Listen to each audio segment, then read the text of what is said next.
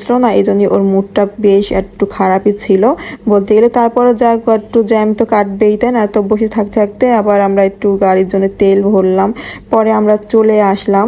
আসলে বাসার থেকে যখন বের হই তখন মনে করি যে সব করে ফেলবো, যার যা কাজের জন্য বের হইলাম, কিন্তু না, আসলে ওরকম কিচ্ছু হয় না। আসলে কেন কিভাবে হবে বলেন?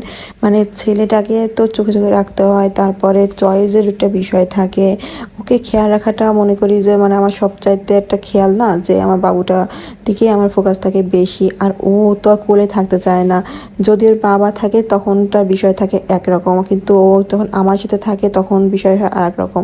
মানে বলতে গেলে যে একদমই মানে খুবই একটা রিস্ক লাগে, তখন একদম মানে কেনাকাটা প্রতিটা মনটাই নষ্ট হয়ে যায়, যে না, বাবুকে খেয়াল করি আগে তারপরে কেনাকাটা করব।